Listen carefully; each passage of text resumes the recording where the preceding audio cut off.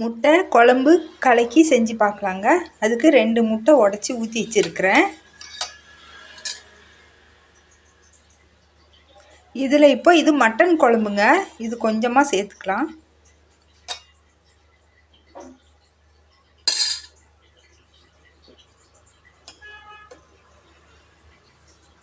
இது மீன் குழம்புங்க. இது கொஞ்சம் சேர்த்துக்கலாம். இப்போ 2 குழம்பு சேர்த்துருக்குறோங்க. இதை நல்லா கலக்கி விட்டுக்கலாம்.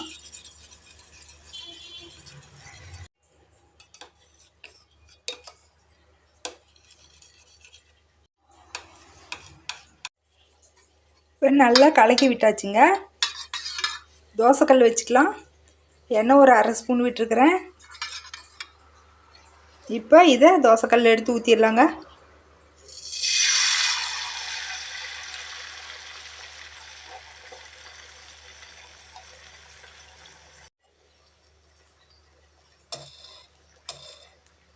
சுற்றிலும் எண்ணெய் விட்டுக்கலாம்.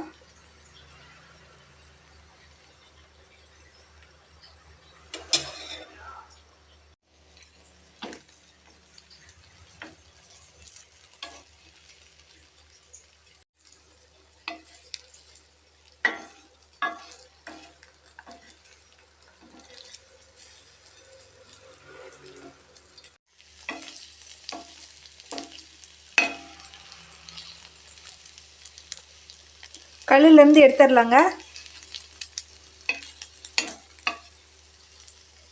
முட்டை கலக்கி தயாராகிடுச்சுங்க. இந்த மாதிரி செஞ்சு பாருங்கள், நல்லா சுவையாக இருக்குங்க. எல்லாருக்கும் வணக்கங்க. இன்னைக்கு கேழ்வரகு மாவுல கொழுக்கட்டை செஞ்சு பார்க்கலாங்க. அதுக்கு நான் ஒரு கப்பு மாவு எடுத்து வச்சுருக்கிறேங்க. இதுக்கு இப்போ ஒரு 3 ஏலக்காய் எடுத்து வச்சுருக்குறேங்க. இது நுணுக்கி எடுத்துக்கலாம், தட்டி எடுத்துக்கலாங்க. தேங்காய் துருவல் கொஞ்சம் வச்சுருக்குறேங்க. வேர்க்கடலை கொஞ்சம் எடுத்து வச்சுருக்குறேங்க.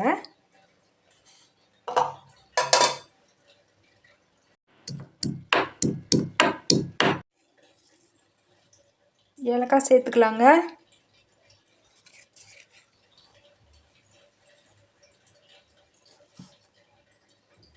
தேங்காய் துருவல் சேர்த்துக்கலாங்க. தேவையான அளவுக்கு சேர்த்துக்கலாங்க. இனிப்பு ருசியை அதிகப்படுத்துறதுக்கு ஒரு சிட்டிகை உப்பு சேர்த்துக்கலாங்க. கொஞ்சமாக கடலக்காய் வேர்க்கடலையை தட்டி சேர்த்துக்கலாங்க.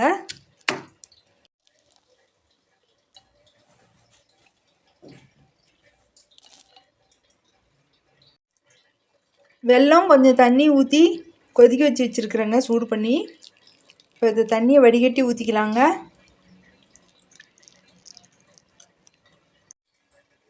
ஒரு 3 ஸ்பூன் அளவுக்கு அரிசி மாவு சேர்த்துக்கலாங்க.